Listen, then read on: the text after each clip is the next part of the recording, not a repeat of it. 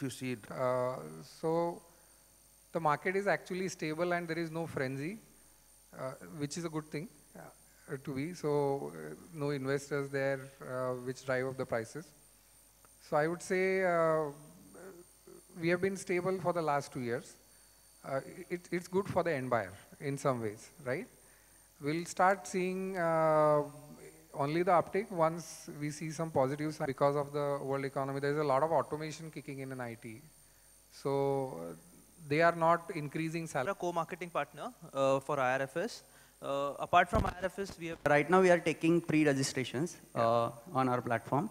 So the system, the campaign and the deals will be available from 9th of October till 25th of October. What is the value? I mean, people like you, you're a very popular film star. What is the value you actually bring to the real estate table? What do I bring to the table? Yes. I think just the face to the entire endeavor that these guys are, set upon. Yeah. That's the value addition I would imagine. There's no other expertise involved. Just the recall value that they see my face, it might draw their interest and eventually to what the platform that they're offering. So, okay, what are you, as part of this particular campaign, what more are you going to do? I mean, the face obviously sells, but I am looking at in terms of, are you going to be a part of some roadshow or something like that in which they might want to do? No such extensive plans have been made. I think the film that you saw which is going to be played out on the internet. Yeah. And apart from which, I don't think as of now they have any extensive plans. Maybe for the 3rd edition of it. Okay, thank you so much. Yeah.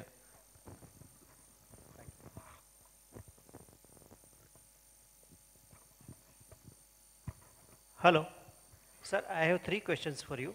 First is, we have the reports that because of GST implications, many people are not keen to buy houses as of now. They are waiting for the GST announcement. Second, are you planning anything to tap the 7th pay commission? I mean the government employees to go for this sale process part. And third, what target you have for the under construction and the ready position properties? Okay. So GST impact is a gray area right now. And although GST will be implemented, what inputs will a developer be able to take? So if you see a percentage of a project, anyway we pay service tax right now. So the implication might be maybe a 0.1 to a 0.2% on the service tax that already is being paid because of the inputs on the material.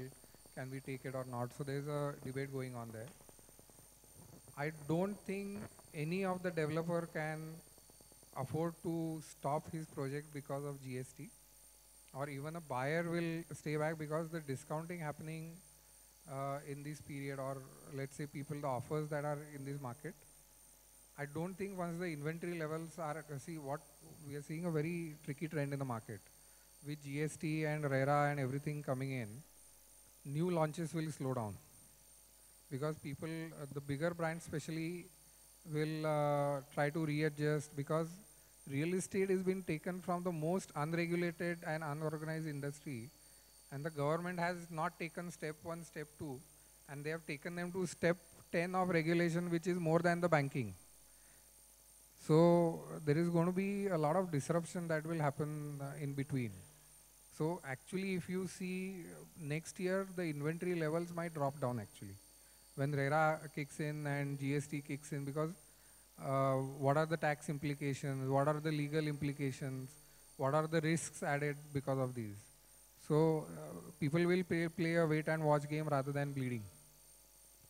So these things happening, I think buyers must take this into consideration, and they're probably aware of it. Because as I said, even if they go into market to find ready possession today, there's hardly anything available. And the offers like a pre-EMI and all these things are so good that the savings are good enough there to overlook the GST impact. Fiasco where MS Dhoni was a brand ambassador, and then, the people sort of insisted that because, there were some problems with the projects and possession and delivery didn't happen, and they requested him, and he stepped down as a brand ambassador. So I know Amora, obviously they're not developers, this is a completely different concept, but as somebody who's relatively new into real estate endorsements, did you have any concerns? Because there have been issues with celebrity endorsements in the sector in the past. So when you decided to be the face of IRFS, did you have any concerns of that nature, or were you completely on board with it?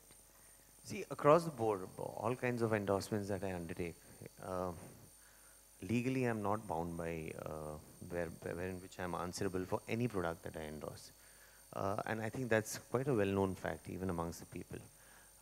What I bring to the table is not any surety of what the product will deliver. I am only endorsing the product on the basis of being a celebrity and giving a face value to that product.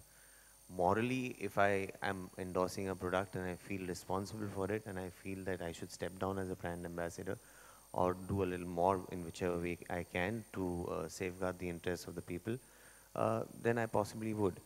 But thankfully, such a situation has not come up so far. And yeah, that's where I stand.